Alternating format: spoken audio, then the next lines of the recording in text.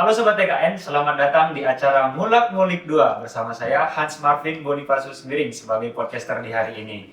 Sebelumnya kita udah mengundang tamu yang sangat spesial itu di Mulak Ngulik pertama, itu ada Mas Yudo sebagai Ketua Hima. Nah, di acara Mulak Ngulik yang kedua ini, kita undang seorang yang lebih spesial lagi dari Ketua Hima yang bisa bercerita tentang teknokimia nuklir ini teman-teman.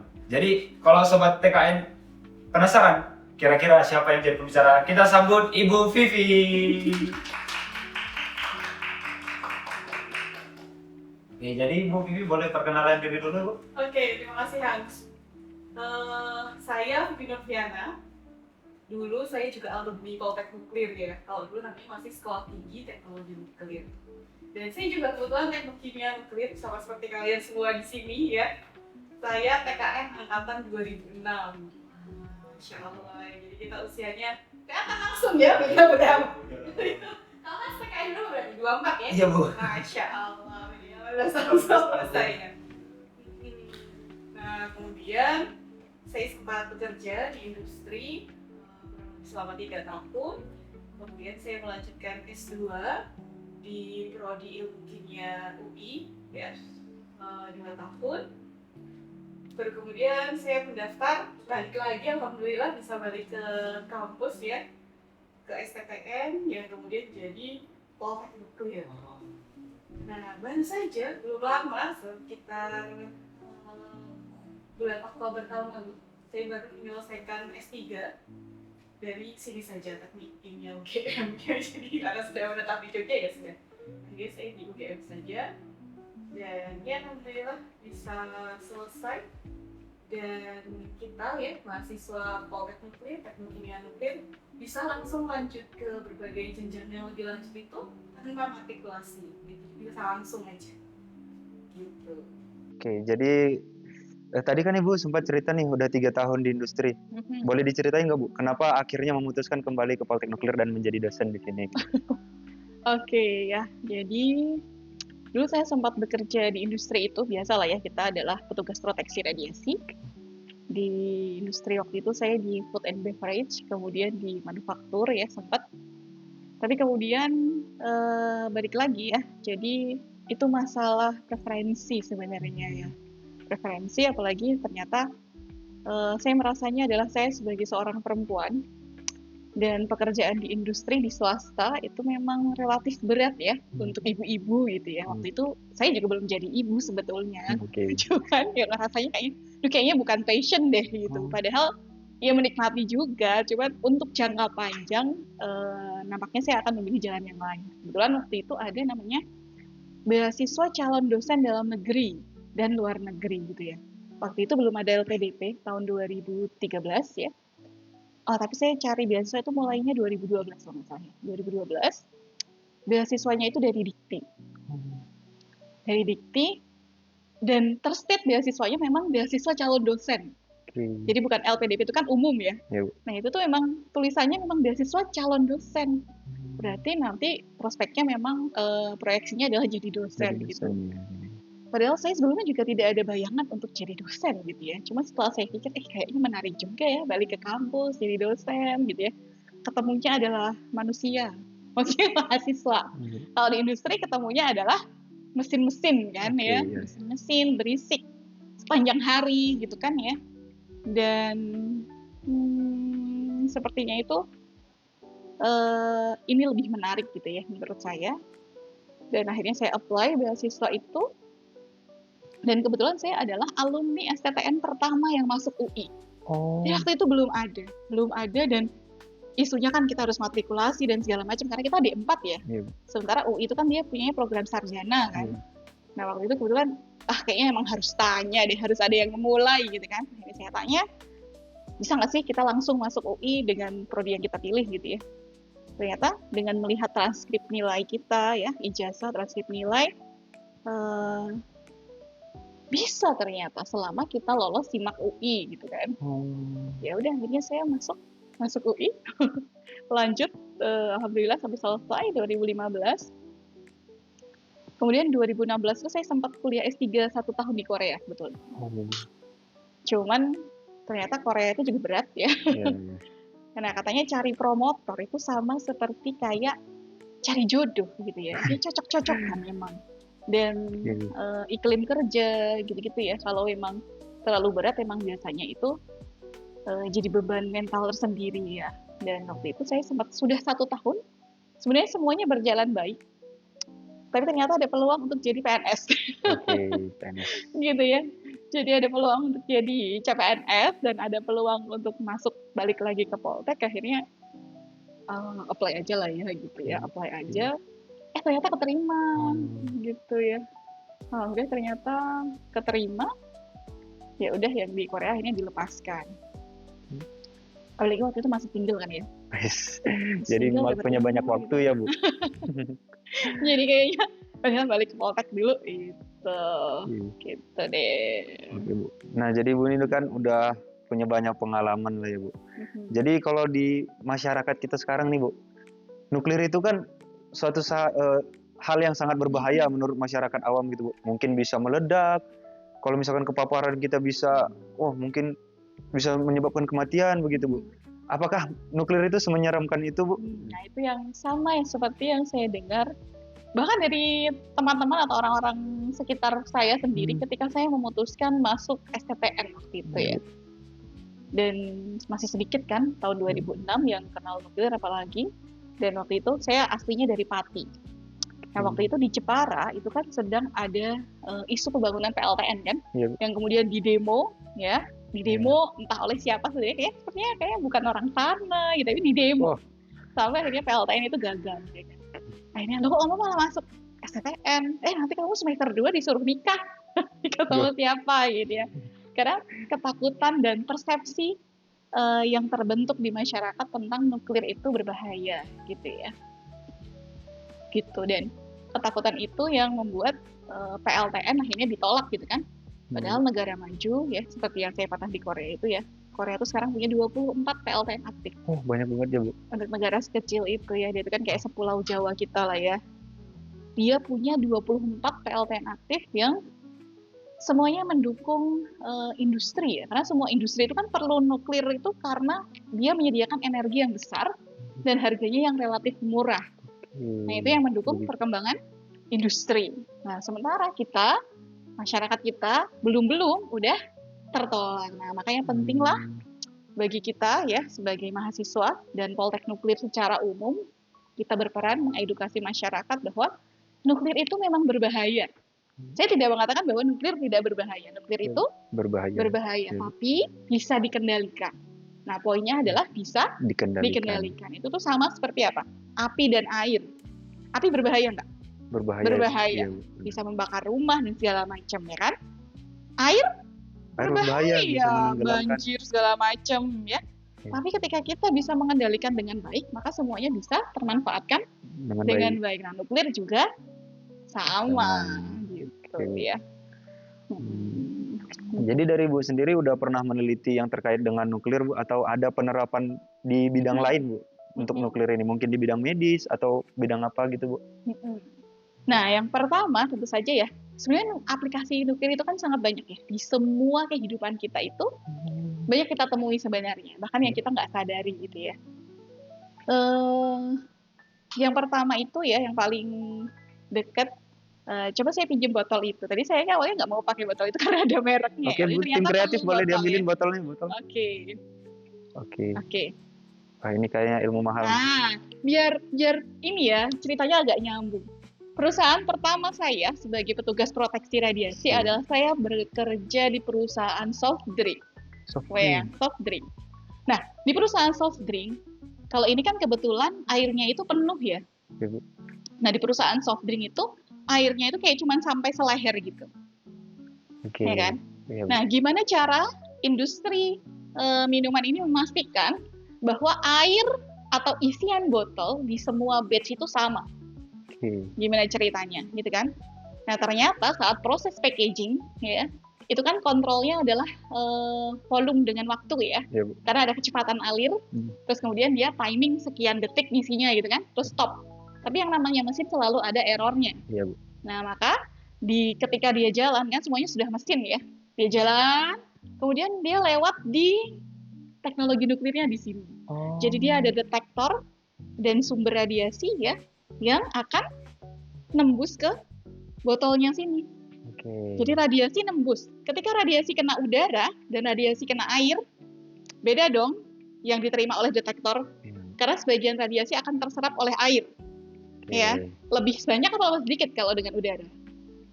Lebih banyak terserap oleh air atau banyak terserap oleh udara radiasinya? Banyak terserap oleh air, Bu. Oleh air, karena massa jenis air lebih besar Lebih besar, daripada ya, Bu. udara. Ya. Maka radiasi yang diterima detektor kan angkanya akan beda tuh. Iya, Bu. Nah, di situ kata kuncinya. Oh. Gitu. Jadi mereka pakainya radiasi. Jadi waktu itu sumber radioaktifnya adalah americium-241 ya. Sebagai sumber, kemudian di belakangnya ada detektor. Dan itu ordernya detik ya. Oh, Kan detik. botol itu nggak jalannya pelan-pelan, enggak ya. Nanti nggak Oke. selesai-selesai. Karena batch-nya bisa puluhan ribu ya per harinya. Oke. Jadi benar-benar langsung cepet gitu. Tapi ketika dia nggak lolos quality control, kan dia punya standar ketinggiannya di angka berapa gitu kan ya. Iya, Bu. Maka di bawahnya itu ada bak, dia akan jatuh. Jadi ini ada katup di bawah, dia akan buka jreng. Kalau dia nggak sesuai isinya, dia akan jatuh ke bawah. Oh. Kebayang nggak? Soft drink atau minuman apapun ya, itu banyak yang sampai saat ini memakai teknologi nuklir. Dan kita nggak tahu kan? Ya, nggak banyak orang yang tahu lah maksudnya ya. Nah, itu adalah pemanfaatan terdekat dari teknologi nuklir yang sebenarnya kita merasakan, tapi kita nggak tahu aja. Nah, yang kedua adalah PLTN itu pasti ya, PLTN yang tadi yang di demo itu ya, meskipun sampai saat ini kita belum punya, tapi alhamdulillah belakangan ini muncul isu bahwa PLTN akan dibangun di Indonesia gitu ya, Iya, Bu. ya kan? Iya. Belakangan ini dan akhir tahun lalu itu perusahaan-perusahaan IT ya seperti Microsoft, Google dan bahkan Amazon Oke, ya iya, situs jual beli terbesar itu dia sudah berkomitmen menggunakan PLTN untuk memenuhi kebutuhan energi. Kenapa begitu? Karena kebutuhan big data ya. Big data itu kan perlu suplai energi yang besar. Jadi saya pernah lihat satu kali superkomputer. Superkomputer itu saya melihatnya kan seperti di film-film gitu ya, ada komputer dengan layar besar dan tulisan-tulisan canggih gitu ya. Tapi kan ternyata tuh enggak ya, superkomputer itu adalah dia perlu CPU kayak semacam CPU sih banyak gitu ya, yang benar-benar dari ruangan ujung-ujung, dan itu ternyata dia perlu listrik yang non-stop sampai dia ada pendinginnya. Ternyata pendinginnya juga bukan AC, tapi air ya. Jadi ada pipa-pipa pendingin dari selang-selang gitu, ya kayak gitu. Dan Google, Amazon, kemudian Microsoft itu benar-benar sudah menandatangani kontrak akhir tahun lalu ya untuk komitmen menggunakan PLTN, dan itu yang membuat akhirnya PLTN itu naik daun lagi. Ya, termasuk Indonesia juga sekarang mulai mewacanakan, dan itu yang kita angkat jadi tema salah satu penelitian mahasiswa yang kemarin ya, Kak Iksan. Ya, akhirnya menang juara 2 kemarin di International Nuclear Youth Competition ya, mengangkat tema itu. Alhamdulillah Kak Iksan berhasil gitu ya. Itu PLTN, dan banyak sekali yang lain termasuk X-ray radiografi ya. Siap kita MCU ya. Apa pasti kita punya hasil ronsen. Hasil ronsen itu adalah radiografi kan. Nah, dia menggunakan X-ray. Jadi untuk di bidang medis juga, berperan penting ya, Bu? Sangat penting gitu ya. Termasuk sekarang ada kedokteran nuklir ya. Jadi orang terapi dan diagnosa kanker segala macam itu kan sekarang juga pakai teknologi nuklir gitu ya. Jadi di Indonesia sendiri tentang kedokteran nuklir ini merupakan hal yang baru atau dari lama sudah ada sebenarnya nih, Bu? Gitu. Kalau sebenarnya dibilang baru juga enggak ya, sebetulnya udah cukup lama, cuman memang belum banyak ya. Kalau dibandingkan kita lihat di negara maju, pasti fasilitas yang kita punya itu masih sangat sedikit dibandingkan dengan persentase jumlah penduduk Indonesia. Ya. Jadi kita masih sangat kurang. Dan apalagi masyarakat juga masih takut ya, misalkan deteksi dengan radiasi, pengobatan dengan radiasi, radiasi gitu ya. Jadi masih takut itulah ya. Tapi alhamdulillah sekarang, apalagi di TKN ya, sudah ada peminatan terkait radioisotop dan radiofarmaka ya kan. Nanti ada mata kuliah pilihan ya yang ke arah radioisotop dan radiofarmaka, sehingga ya itulah cikal bakal kita belajar ya terkait obat yang digunakan untuk kedokteran nuklir ya, entah itu terapi atau diagnosa gitu. Nah, mungkin ini kan Bu, mahasiswa TKN ini, Teknik Kimia Nuklir nih Bu. Mungkin setelah masuk TKN ini jadi kepengen nih Bu, terjun di bidang medis atau mau menjadi dokter, kedokteran nuklir tadi Bu. Itu bisa nggak Bu? Atau ada mekanisme yang harus dilewati gitu? Ya kalau jadi langsung jadi dokter ya nggak bisa ya, Iya. karena harus kuliah kedokteran ya. Oh iya, benar Karena itu benar beda, benar. benar. bidang yang berbeda, bidang Oke, yang berbeda ya. Karena eh, kalaupun nanti berkaitan dengan radiasi, itu ada license-nya kan ya. Kita menyebutnya surat izin bekerja Surat izin petugas bekerja. proteksi radiasi. Ya. Nah, kalau yang diberikan kampus kepada mahasiswa menjelang lulus itu adalah FIB PPR Industri tingkat 1. Industri tingkat 1. Oke. Kalau sekarang itu malah terbit peraturan yang baru bahwa dia sudah spesifik di bidang tertentu. Misalkan SIB PPR untuk radiografi, SIB PPR untuk logging, ya, SIB PPR untuk medik. Nah, itu semuanya udah sendiri-sendiri. Jadi kalaupun kita mau bekerja di fasilitas itu, misalkan di medik tadi, ya berarti kita perlu SIB PPR medik, Oke. ya. Dan perlu namanya STR. STR. STR itu surat tanda registrasi yang itu dikeluarkan oleh Kemenkes. Nah, itu mungkin perlu effort yang lebih untuk kita mendapatkan itu ya, karena orang-orang medis itu kan dia punya sekolah sendiri ya, punya ini sendiri. Jadi harus dicari tahu infonya apa untuk bisa dapat STR itu. Oke. Jadi ada SIB PPR, ada STR ya. Ada STR. Gitu. Jadi sebenarnya peminatan medik itu juga ada di ELINS ya sekarang. Gitu ya. Oke. Jadi di ELINS tuh sekarang dia ada peminatan terkait instrumentasi medik, tapi ya Oke. dia terkait radiasi. Oke. Oke, setelah kita ulik-ulik nih Bu, ternyata Ibu ini pernah penelitian tentang limbah batik Ibu. Itu bisa diceritain nggak Bu, kenapa sampai milih limbah batik dan output yang Ibu harapkan dari penelitian itu apa begitu Bu? Iya, tentang penelitian limbah batik ya. Jadi saat ini saya sedang mengerjakan beberapa penelitian ya. Salah satunya adalah tentang degradasi limbah batik dengan radiasi. Beberapa paper sudah terbit terkait penelitian tersebut ya. Jadi ceritanya adalah radiasi itu filosofinya. Jadi radiasi itu kan bisa berasal dari sumber radioaktif atau pembangkit ya. Jadi pembangkit radiasi pengion. Kalau sumber radioaktif berarti memang dia berasal dari substance ya, yang dia secara alami memang atau dibuat ya supaya dia memancarkan radiasi. Nah, kalau sumber pembangkit radiasi pengion berarti dia dari mesin, misalkan elektron beam atau X-ray. Kalau yang zat radioaktif berarti contohnya adalah kobalt 60, CS 137 kayak gitu-gitu ya. Nah, radiasi tadi ya, ketika dia kena air, dia kan energi ya sebenarnya, gamma ya. Kalau yang saya pakai itu ada dua-duanya saya pakai ya, yang dia adalah dari sumber radioaktif yang kobalt 60 yang ada di sini ya. Kemudian saya juga menggunakan elektron beam. Sebenarnya secara filosofi, prinsipnya itu adalah radiasi itu bisa mengionisasi air ya, memecah molekul air, kita menyebutnya adalah radiolisis air. Nah, air itu kan H2O. Ketika kena radiasi, dia akan menjadi OH radikal, H radikal, gitu ya, elektron tersolvasi ya. Jadi menjadi beberapa radikal bebas, gitu ya. Jadi menjadi radikal, bukan radikal bebas ya, radikal lah ya. Jadi OH radikal terutama, yang dia bisa menyerang molekul organik yang berasal dari limbah tadi ya, sehingga dia bisa pecah. Jadi misalkan kita punya molekul yang besar, dia punya ikatan-ikatan kimia dong. Nah, ketika dia kena radikal OH ya atau radikal yang dari pemecahan air tadi ya, dia akan breakdown tuh ikatannya, putus ikatannya. Sehingga yang paling mudah kita lihat itu adalah terjadi perubahan warna pasti. Gitu, dan itu ternyata potensial gitu ya. Belakangan belum lama baru diresmikan ya wastewater treatment plant yang menggunakan elektron beam itu di China. Dan itu industrial scale, artinya besar. Bukan hanya sekedar riset ya, tapi betul-betul industrial scale ya. Dan saya merasa itu sangat potensial diterapkan di negara kita. Cuman memangnya sebagai negara yang masih perlu waktu ya untuk concern terhadap limbah gitu ya, sehingga memang perlu kita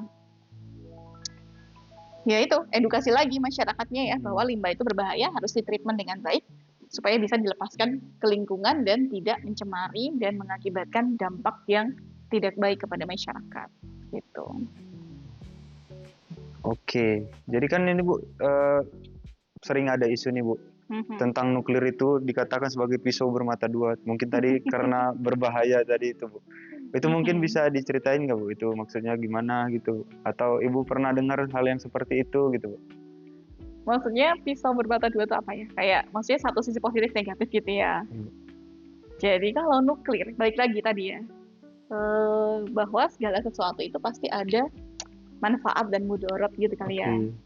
Nah, manfaat adalah tadi yang sudah kita bahas semuanya ya, bahwa nuklir berperan dalam kehidupan kita. Dan mudaratnya itu tadi ya, ketika dia dimanfaatkan untuk tujuan yang tidak baik ya.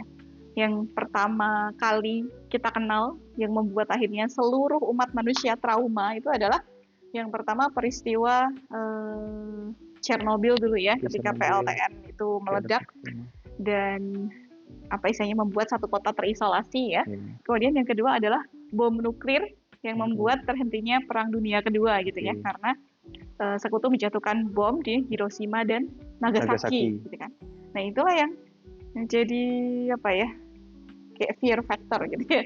Jadi membuat orang semakin takut karena terngiang-ngiang itu terus gitu ya, bahwa potensinya itu merusak gitu doang sih ya. Makanya sekarang itu ada IAEA, International Energy Atomic Agency, yang dia memastikan bahwa negara-negara di dunia ini menggunakan nuklir hanya untuk tujuan yang baik gitu ya. Jadi nuklir free trade. Jadi bukan nuklir free trade apa ya maksudnya? Jadi tidak untuk peperangan, persenjataan gitu. Jadi IAEA itu mendesain supaya semuanya menggunakan nuklir untuk tujuan yang baik, dan seperti ada perjanjian ya, perjanjian dan ada polisinya gitu ya, supaya tidak ada penyalahgunaan lagi nuklir untuk tujuan-tujuan yang bertentangan dengan kemanusiaan gitu ya. Gitu sih. Oke, Bu. Jadi selanjutnya saya ini ada penasaran. Dah menurut pandangan Ibu sendiri, misal di Indonesia ini ada dibangunlah PLTN ternyata di tahun ini jadi infrastrukturnya gitu. Apakah SDM yang ada di Indonesia ini udah cukup atau mumpuni Bu untuk mensupport PLTN ini nantinya? PLTN ya. Jadi sebelumnya kita itu kan berdasarkan undang-undang kenukliran ya, kita kan punya badan pelaksana. Badan pelaksananya dulu adalah BATN, Badan Tenaga Nuklir Nasional, tempat kita bernaung sebelumnya ya. Nah, BATN ini dulu punya pusat-pusat riset ya. Yang pusat risetnya itu adalah mendukung terbentuknya PLTN, sama seperti prodi-prodi yang ada di Poltek. Ya, misalkan apa? Teknokimia nuklir. Itu kita hubungannya sama apa? Bahan bakarnya, sama pengelolaan limbahnya, sama airnya dan segala macam. Itu adalah prospek pekerjaan teknokimia nuklir. Kemudian di elektronika instrumentasi, kita sudah pelajari sistem kendali ya, dan kelistrikan kontrol seperti itu ya. Dan di elektromekanika kita punya kelistrikan yang sampai arus kuat ya, sama seperti yang di PLN pada umumnya, jadi pembangkit listrik yang lain maksud saya ya. Dan kalau menurut saya cukup optimis ya, dengan dulu ada BATN dan ada Poltek Nuklir ya, saya itu cukup optimis bahwa kita itu bisa kok gitu ya, karena kita punya ilmunya kok gitu. Cuman memang PR-nya adalah PLTN itu hubungannya tidak sama dengan yang lain ya, karena itu ada political issue juga di situ ya. Jadi harus ya itu kerjasama semua pihak termasuk pemerintah ya. Oke. Jadi Ibu ada pesan nggak Bu kira-kira untuk teman-teman yang mau mulai meneliti atau untuk peneliti-peneliti muda gitu Bu? Ada pesan nggak Bu? Muda ya? Iya, jadi sekarang itu generasi muda banyak teralihkan oleh gadget ya. Jadi mungkin agak beda dengan generasi mahasiswa zaman saya dulu ya, bahwa ya setelah kuliah kita akan tetap di kampus berbagai macam acara dan segala macam gitu ya. Tapi saya cukup mengapresiasi semua kalian yang ada di sini, yang ada di Hima PKN ya, masih mau berorganisasi, punya pekerjaan lain ya, tidak hanya asik sendiri dengan dunia sendiri. Nah, itu poinnya. Kalau kita masih punya keinginan untuk bersosialisasi ya, mengerjakan sesuatu yang bisa membangun kepribadian, termasuk penelitian ya, karena penelitian itu kan dituntut konsistensi ya, mau belajar sesuatu yang bahkan sangat baru buat kita gitu kan, dan apa ya, mengalahkan nafsu sendiri gitu. Karena sebenarnya musuh terbesar kita itu adalah diri kita sendiri ya, magernya gitu kan ya. Nah, ketika kita bisa mengalahkan itu, kalau itu yang saya pesankan kepada mahasiswa saya yang lainnya juga, kalahkan diri sendiri dan ayo kalian itu bisa berkompetisi juga di luar. Terakhir juga ada Kak Nabila kan, juara 1 ya kan, nasional, LKTI nasional. Kemudian ada Kak Ajeng juga sama Rehana ya, kemarin di Universitas Muhammadiyah Purwokerto ya, yang si Ajeng, kemudian yang Nabila itu di UNAN. Dan itu kita bersaing juga dengan mahasiswa dari kampus besar negeri yang lain gitu ya. Jadi finalisnya itu kampus-kampus besar ya. Dan ternyata mahasiswa Poltek itu juga bisa. Sekarang PR-nya adalah kalian mau berusaha. Nah, jadi itu ya, mau berusaha, mau belajar sesuatu yang baru ya, poinnya gitu. Oke? Oke, Bu. Jadi Ibu ada, selain untuk tadi kan peneliti muda dan yang akan meneliti ini, Bu. Nah, pesan untuk mahasiswa Poltek secara keseluruhannya nih, Bu. Secara keseluruhan. Oke. Mungkin ada perbedaan nih, mahasiswa di tahun Ibu itu belajarnya lebih gigih dari mahasiswa yang sekarang gitu. Iya. Ya itu tadi ya. Jadi hidupkan organisasi di Poltek ya. Karena sebenarnya nanti value kita di dunia kerja itu tidak hanya akademis. Akademis harus dikejar, oke. Tapi organisasi jangan ditinggalkan. Karena itu ternyata yang membentuk soft skill kita. Jadi saya bisa ngomong di depan umum itu karena saya aktif di organisasi dulunya gitu ya. Kalau enggak itu sesuatu hal yang berat ya untuk ngomong di depan orang ya. Atau dan soft skill yang lain, bagaimana berinteraksi dengan orang lain gitu ya. Jadi bocorannya itu HRD sekarang itu malah tidak menyukai seseorang yang IPK-nya sangat tinggi, tapi ketika dilihat dari organisasi kemahasiswaan itu tidak ada gitu. Artinya oke, dia memang pintar, tapi ketika dia tidak terbiasa berinteraksi dengan orang lain, maka dia akan kesulitan ketika dia punya ide ya, ketika ada gesekan di kantor dan segala macam. Jadi usahakan balance gitu ya, antara akademik dan non akademik. Oke. Oke, Bu. Jadi mungkin percakapan kita di hari ini sampai di sini aja. Untuk sobat-sobat TKN, dari tadi banyak pesan yang udah disampaikan, banyak motivasi. Dan jangan lupa perkuat akademik, jangan tinggalkan organisasi, belajar sama-sama, tumbuh berkembang bersama. Jadi mungkin kita akhiri ya, Bu, untuk podcast hari ini. Kita ucapkan terima kasih. Dan sampai kamera, Bu, kita ucapkan bye. Thank you. Oke, Bu.